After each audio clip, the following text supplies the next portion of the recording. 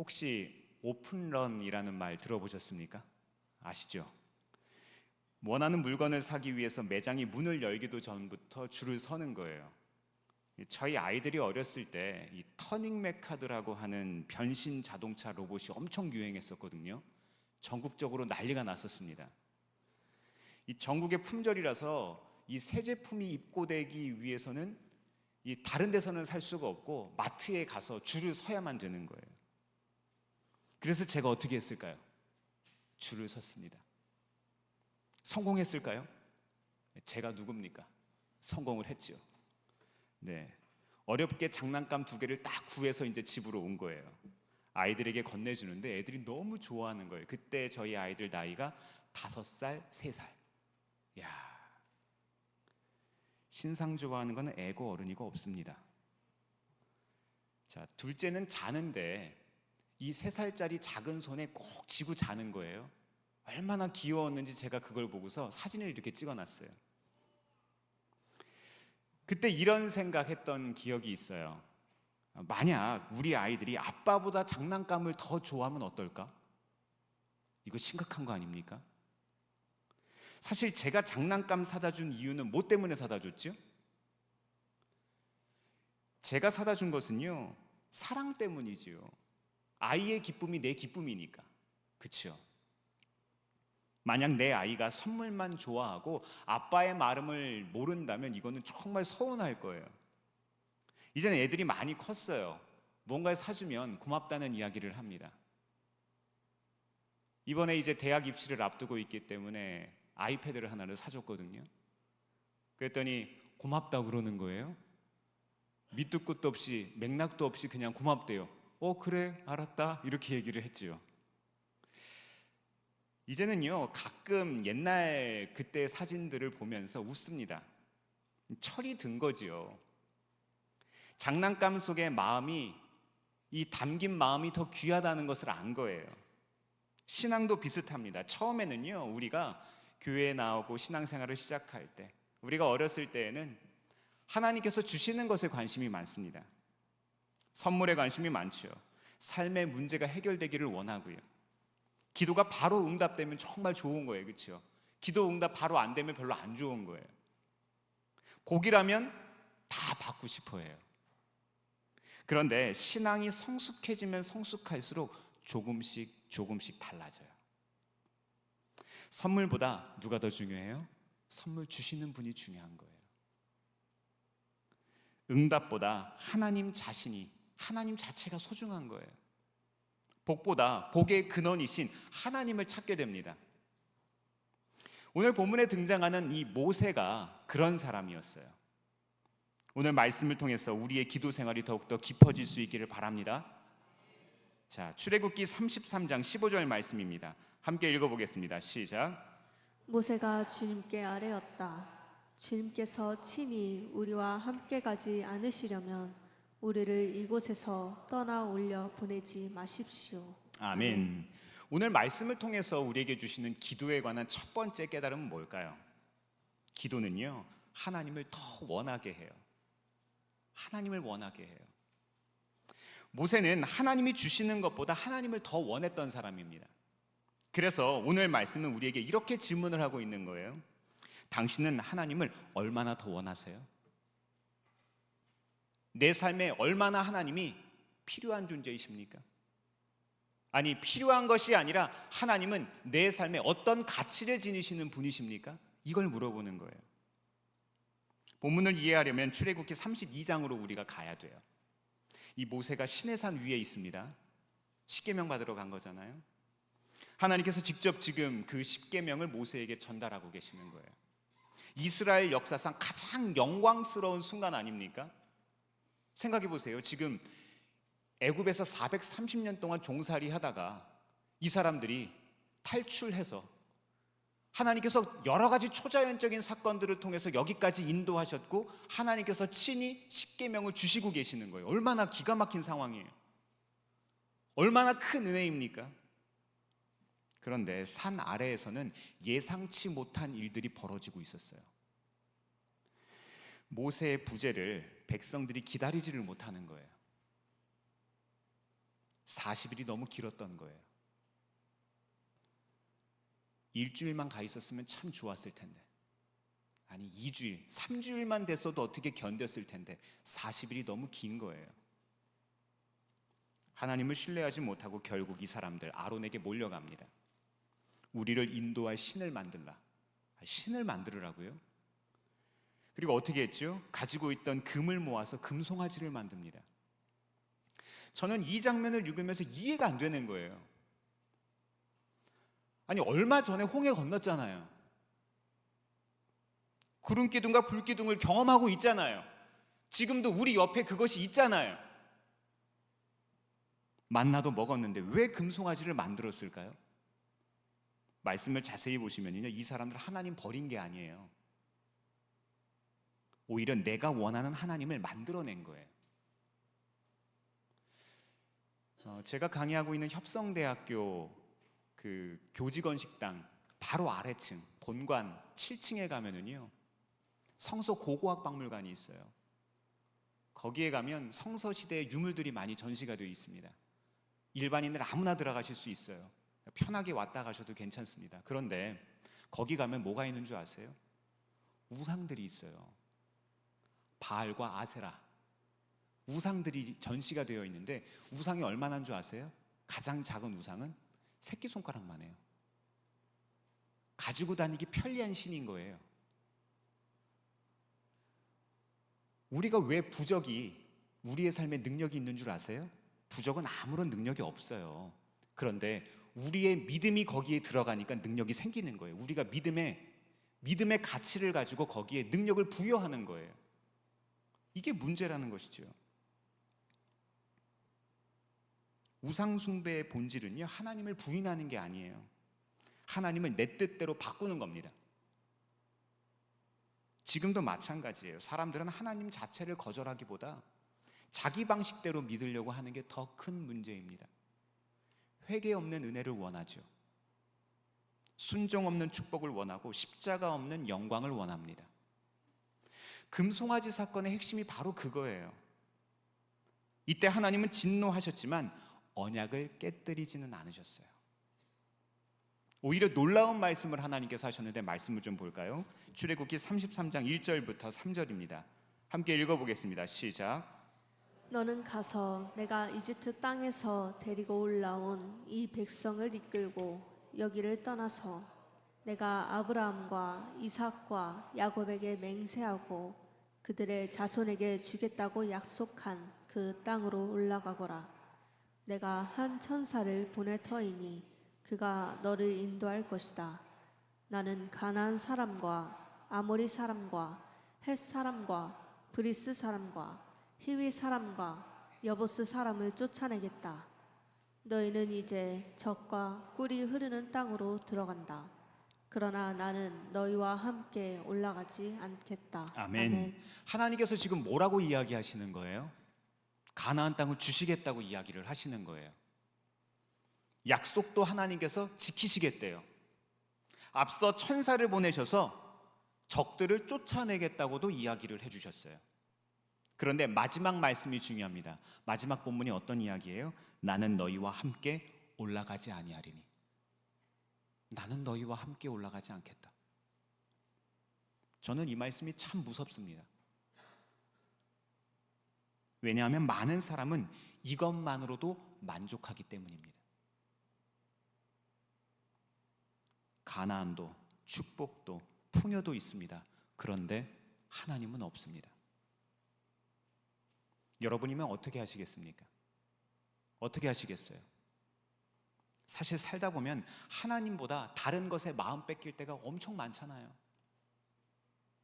하지만 모세는 달랐어요. 15절에서 이렇게 고백합니다. 제가 읽어드릴게요. 모세가 주님께 아뢰었다. 주님께서 친히 우리와 함께 가시지 않으시려면 우리를 이곳에서 떠나 올려보내지 마십시오.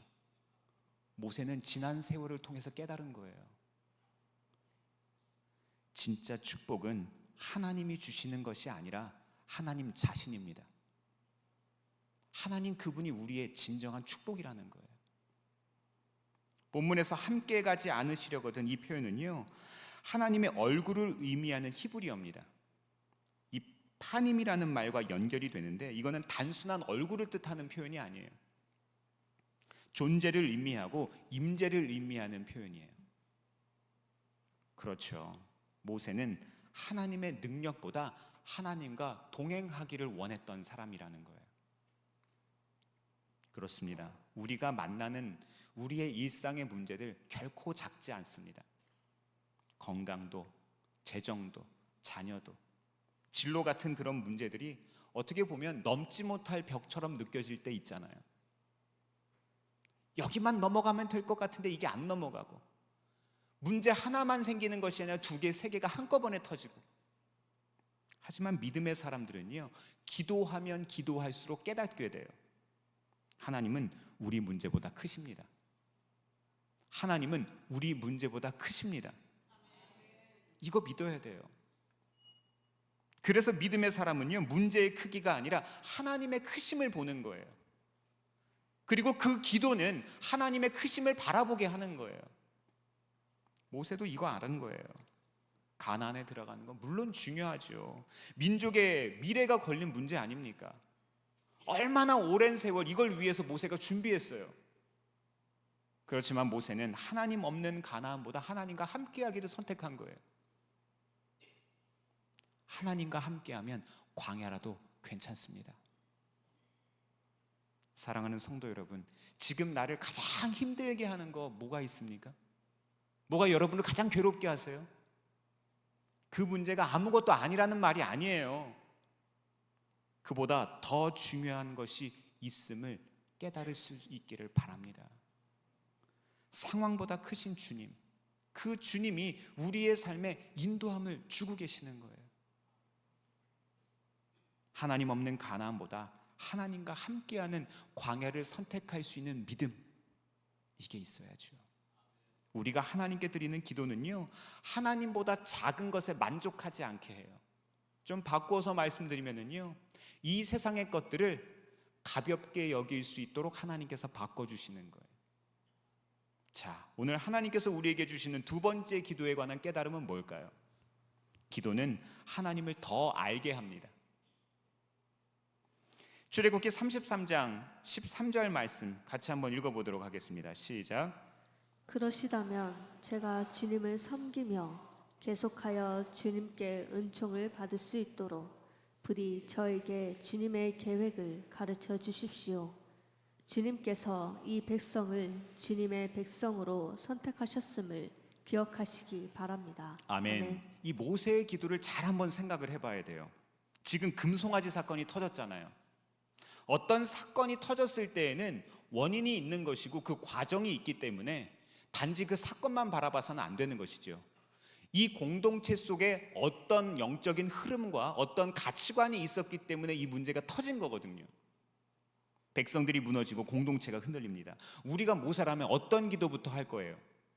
어떤 기도부터 하시겠습니까? 하나님 해결책을 주세요. 피해가게 해주세요. 이거 어떻게 해요? 우리 이렇게 기도하잖아요. 그런데 모세는 다르게 기도합니다. 주의 길을 내게 보이소서. 주의 길을 내게 보이소서. 하나님의 계획을 내게 알려주세요.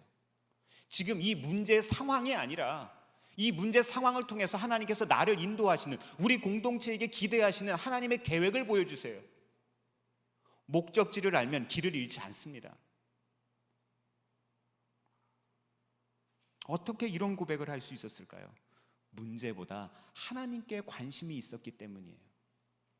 하나님께 관심이 있으니까 하나님의 계획에 관심이 있는 거예요. 하나님의 마음에 관심이 있는 겁니다.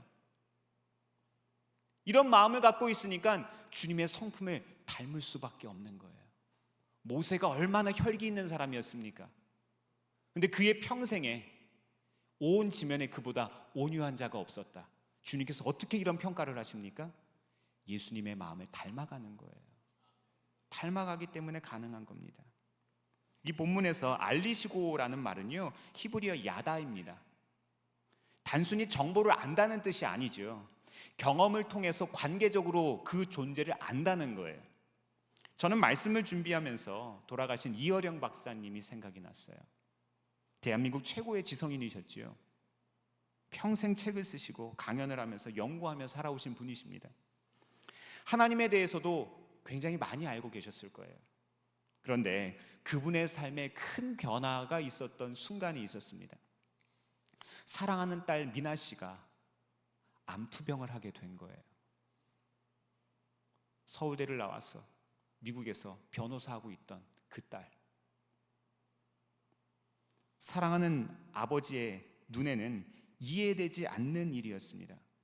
그 딸이 하나님을 그렇게 사랑하는 딸이었거든요.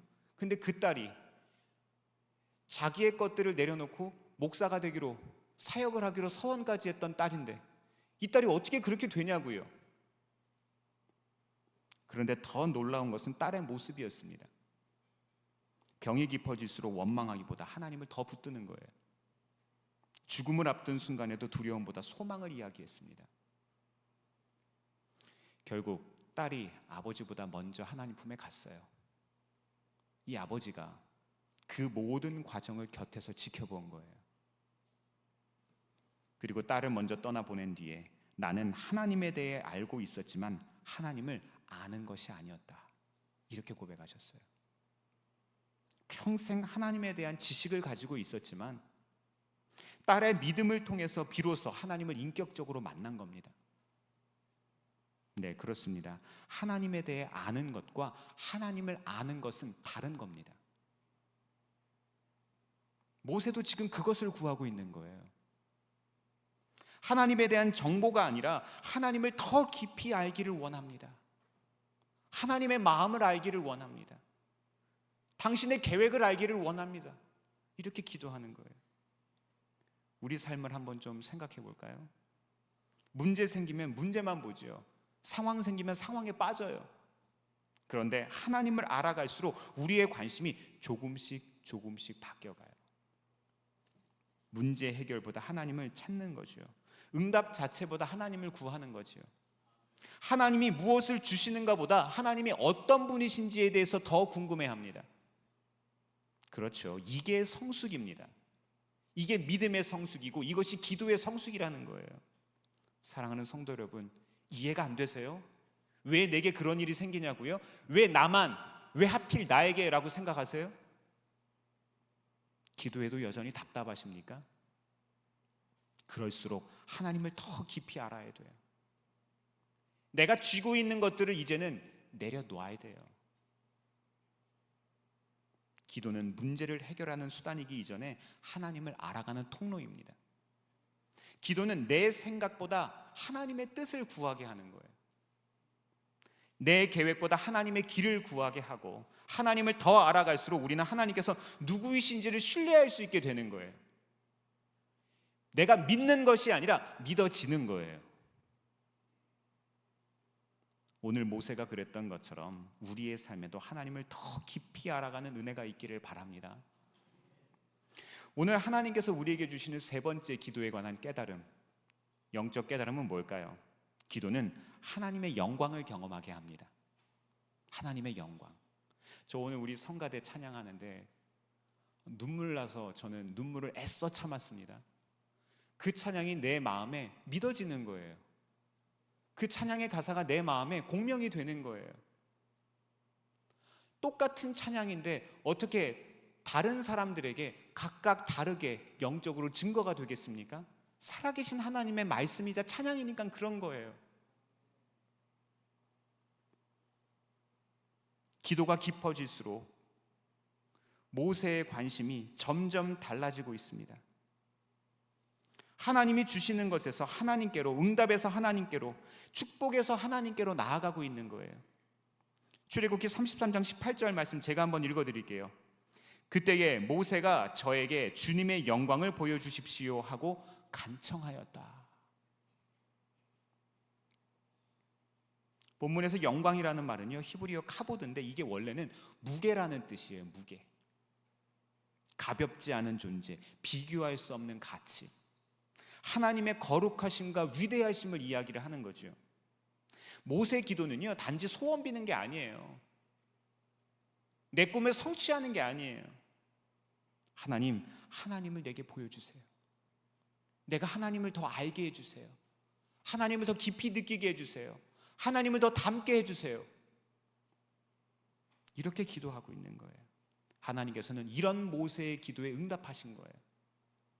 그리고 출애굽기 34장에 놀라운 일이 벌어집니다. 함께 읽어볼까요?